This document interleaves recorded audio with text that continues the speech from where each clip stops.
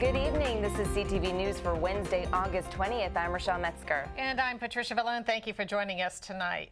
Well, 10 days after a 3-year-old girl was fatally shot while visiting a Landover home, police are still on the lookout for her killer. Detectives continue to work tirelessly to find this man, and today they're asking for help from the community. CTV's Stephen Graves is at police headquarters with more. 3-year-old Kenijah Bibb is being laid to rest today, and even though it's been over a week since she was killed in that Landover home, police are at headquarters today sending the message that they are determined to find her killer and will end at nothing to make sure he's in custody. Now, Devon Wallace has already been charged for killing the 3-year-old girl after engaging in a shootout outside of a Landover home. Police say back on that August 10th day, Wallace got into an argument with an acquaintance over clothes, which then led to a shootout outside the house. A bullet hit 3-year-old Kenijah Bibb, killing her on the scene. Now, today, detectives say they are dedicated to this case and they will utilize every resource to catch this man who committed this very tragic act.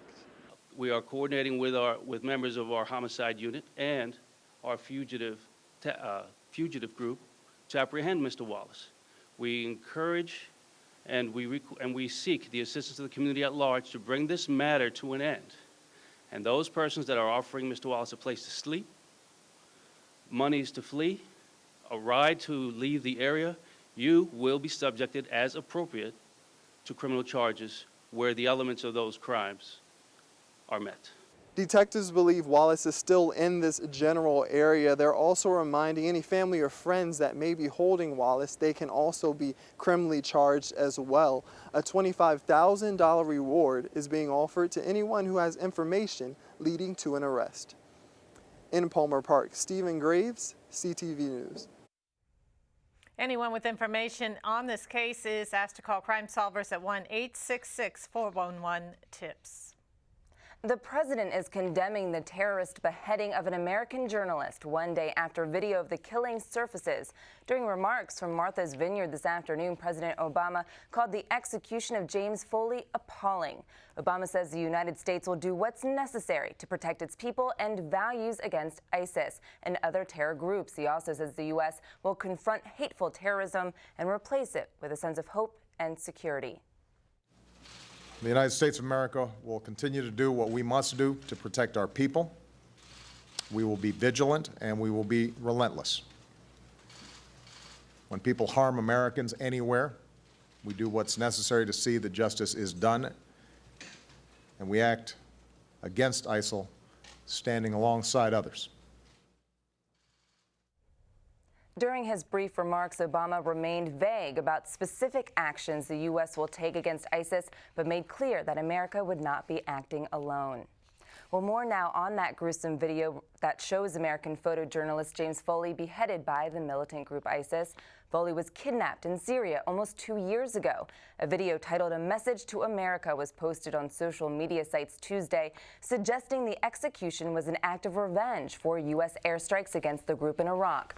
Foley's mother released a tweet confirming her son's death and imploring the kidnappers to spare the lives of innocent hostages.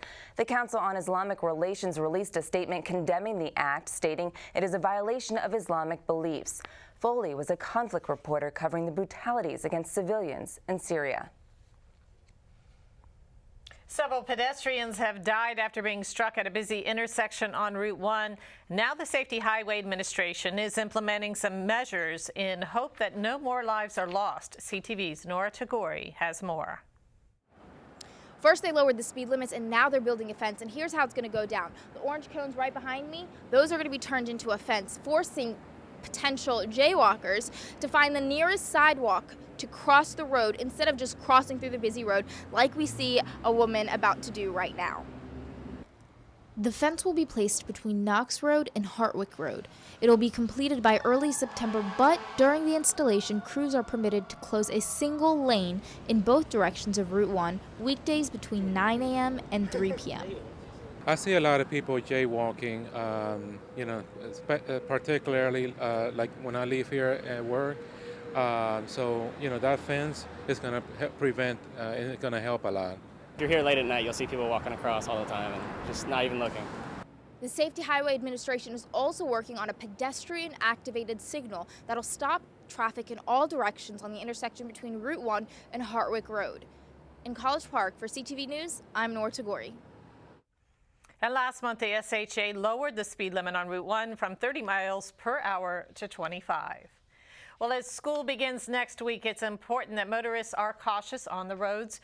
Officials from AAA Mid-Atlantic recommend that commuters should stay alert to kids who are crossing the crosswalks and to be aware of the lowered speed limits in school zones. CTV spoke with John Townsend about what drivers should look out for when kids are walking and riding their bikes to class. You need to keep your eyes peeled, focus on protecting the lives and limbs of young children who are very excitable and excited because it's the first day of school or the first week of school and they haven't seen their friends in months.